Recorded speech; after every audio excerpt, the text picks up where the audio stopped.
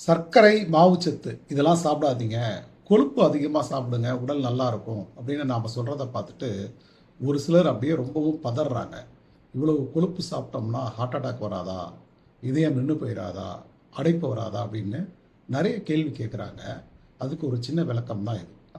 Saturated fat அப்படின்ற அந்த கொழுப்பை சுத்தமா அவாய்ட் பண்ணணும் அப்படின்றது தான் அவங்களுடைய கருத்தா இருக்கு.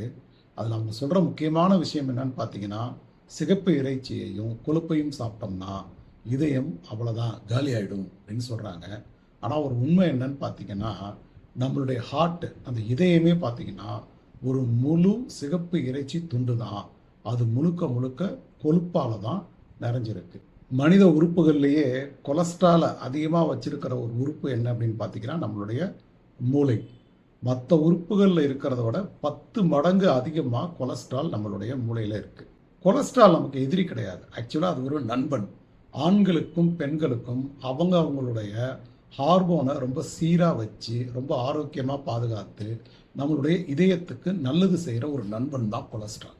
நம்மளுடைய ஆசிரியர் என்ன அப்படின்னு சொல்றாரு பார்த்தீங்கன்னா, கொலஸ்ட்ரால் அப்படின்னு ஒண்ணு இல்லன்னா, நமக்கு சந்ததிகளே கிடையாது. மனிதனுடைய இனப்பெருக்கமே நடக்காது. இதோட மனித இனம் அழிஞ்சிடும் அப்படின்றாரு.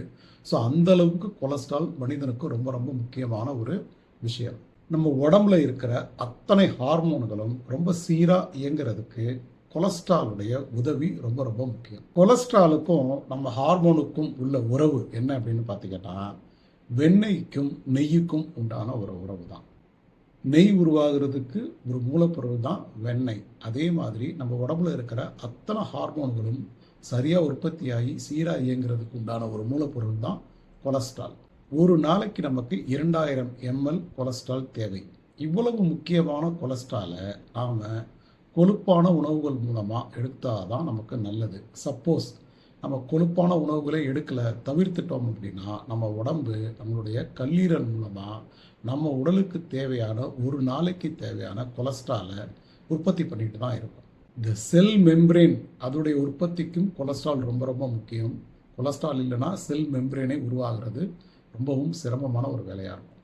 நம்மளுடைய ஒவ்வொரு செல்லும் நம்ம உடம்புக்கு ரொம்ப ரொம்ப முக்கியம். அதுக்குள்ளற தண்ணீர் நுழையாதபடி ஒரு வாட்டர் ப்ரூஃபாக காப்பாற்றுறதும் இந்த கொலஸ்ட்ரால் தான். குறிப்பாக நம்ம தெரிஞ்சுக்க வேண்டியது ஆண்களுக்கான டெஸ்டோஸ்டிரோன், பெண்களுக்கான ஈஸ்ட்ரோஜன். இது எதுவுமே கொலஸ்ட்ரால் நம்ம உடம்புல சரியாக இல்லைன்னா உற்பத்தியே ஆகாது, சரியாக வேலை செய்யாது. இதையும் தாண்டி பிரெக்னனோலான், அட்ரினலின், கார்டிசால், விட்டமின் டி இந்த மாதிரி முக்கியமான தேவையான ஒரு ஹார்மோன்கள் கூட கொலஸ்ட்ரால் இல்லைன்னா நம்ம உடம்புல உற்பத்தியே ஆகாது. நம்ம உணவில் கொழுப்பான உணவை தவிர்க்கிறதுனால நம்ம கல்லீரல் என்ன பண்ணுது அப்படின்னா 30க்கும் அதிகமான ஸ்டேட்டஸ், அதாவது 30க்கும் அதிகமான வேலையை செஞ்சு படிப்படியாக அந்த 2000 ml ஒரு நாளைக்கு தேவையான கொலஸ்ட்ராலை உற்பத்தி பண்ணுது. ரொம்பவும் கஷ்டப்பட்டு தான் உற்பத்தி பண்ணுது. கடுமையான வேலையை தான் நம்ம கல்லீரலுக்கு கொடுத்துக்கிட்டு இருக்கோம். ஆனால் இதுவே நம்ம உணவின் மூலயமா கொடுத்துட்டோம்னா கல்லீரலுக்கு நல்ல ஒரு ரெஸ்ட் கிடைக்கும். அது மற்ற வேலைகளை ஒழுங்காக பார்க்கும். இது எப்படின்னு பார்த்தீங்கன்னா, 4-5 மணி நேரம் மாங்குன்னு சோப்பை கையில் தேய்ச்சி கல்லில் அடித்து துவைக்கிற ஒரு பெண்களுக்கு ஆட்டோமேட்டிக்கான ஒரு வாஷிங் மிஷின் வாங்கி கொடுத்தா எவ்வளவு சந்தோஷப்படுவாங்களோ அந்த மாதிரியான ஒரு விஷயம்தான். ரொம்ப கஷ்டப்பட்டு உற்பத்தி செய்கிற கொலஸ்ட்ராலை நீங்கள் உணவில் மூலியமாக கொடுத்தீங்கன்னா நம்மளுடைய கல்லீரல் உங்களுக்கு நன்றியோடு இருக்கும். அது பாட்டுக்கு அதோடைய மற்ற வேலைகளை செய்யும். ஒரு சிலர் என்ன சொல்லுவாங்க அப்படின்னா, கல்லீரல் உற்பத்தி பண்ணுற கொலஸ்ட்ராலும் நம்ம சாப்பிட்ற கொழுப்பான உணவில் கிடைக்கிற கொலஸ்ட்ராலும் ஒன்று தானா அப்படின்னு கேட்பாங்க. ரெண்டுமே ஒன்று தான். கல்லீரல் உற்பத்தி செய்கிற கொலஸ்ட்ராலும் நம்மளுடைய முட்டை, இறைச்சி, வெண்ணெய், சீஸு, நெய் இதிலெல்லாம் கிடைக்கிற கொலஸ்ட்ராலும் கல்லீரல் தனக்குத்தானே உற்பத்தி செய்கிற கொலஸ்ட்ராலும் ரெண்டுமே ஒன்று தான். இரண்டுக்கும் ஒரு வேறுபாடுமே கிடையாது. இதையும் தாண்டி கொலஸ்ட்ரால் நம்ம உடம்புக்கு இன்னும் நிறைய வேலைகள் செய்யுது. அதை நம்ம அடுத்தடுத்த வீடியோக்களில் பார்க்கலாம். நாம் சொல்கிறது என்ன அப்படின்னு பார்த்தீங்கன்னா, மாவு சத்தையும் சர்க்கரையும் நிறுத்துங்க, அல்லது எந்த அளவுக்கு குறைக்க முடியுமோ குறைச்சிட்டு அதிக கொழுப்பும் சரியான புரத உணவும் எடுத்தீங்கன்னா உங்கள் உடல் ஆரோக்கியமாக இருக்கும். நீங்கள் கெட்ட கொழுப்பை உற்பத்தி செய்கிற சர்க்கரை, மாவு சத்தை அதிகமாக சாப்பிட்டுட்டு அதனால் வர்ற கெட்ட கொழுப்பையும் உடலுக்கு தேவையான நல்ல கொலஸ்ட்ராலையும் போட்டு கன்ஃபியூஸ் பண்ணிக்க வேண்டாம். இது பல வீடியோக்குள்ளே நம்ம விளக்கம் சொல்லியிருக்கோம்.